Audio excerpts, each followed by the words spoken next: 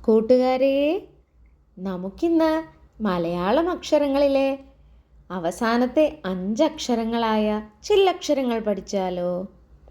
ചില്ലക്ഷരങ്ങൾ മറ്റ് മലയാള അക്ഷരങ്ങളിൽ നിന്ന് എപ്പോഴും വ്യത്യാസപ്പെട്ടിരിക്കുന്നു.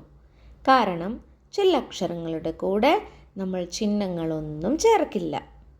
അതുപോലെ തന്നെ ചില്ലക്ഷരങ്ങൾ പറയുമ്പോൾ ഒരു പ്രത്യേക രീതിയിലാണ് ഉച്ചരിക്കുന്നത്. അതെങ്ങനെയാണെന്ന് നമുക്കൊന്ന് നോക്കാം. ആദ്യത്തെ ചില്ലക്ഷരമാണ് ഇൺ. ണ എന്ന അക്ഷരത്തിൻ്റെ സ്വരത്തിനോട് സാമ്യമുള്ളതാണ് ഇൺ എന്ന ചില്ലക്ഷരം. ശ്രദ്ധിച്ചോ?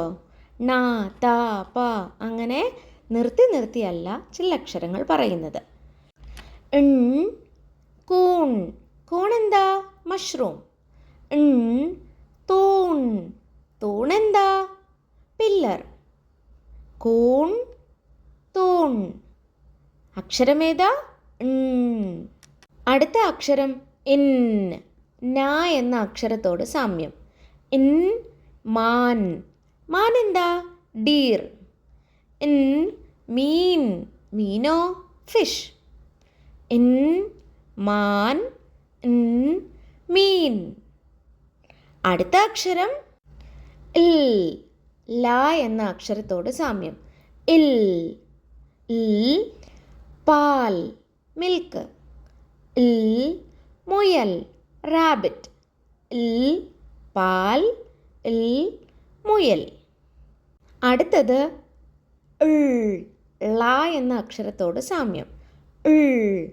ഇൾ. വാൾ. സ്വോർഡ്. ഇൾ. മകൾ. ഡോട്ടർ. ഇൾ. വാൾ. ഇൾ. മകൾ. അടുത്തത് ഇർ. റ എന്ന അക്ഷരത്തോട് സാമ്യം. ഇർ. കാർ. ഇർ. കിണർ. വെൽ. ഇർ. കാർ. ഇർ. കിണർ. അപ്പോൾ 5 ചില്ലക്ഷരങ്ങൾ പഠിച്ചില്ലേ? ഒന്നുകൂടെ പറഞ്ഞു നോക്കാം. ഇൺ. ഇൻ. ഇൽ. ഇൾ. ഇർ. ഇൺ. കൂൺ. ഇൻ. മാൻ. ഇൾ. വാൾ. ഇൽ. മുയൽ.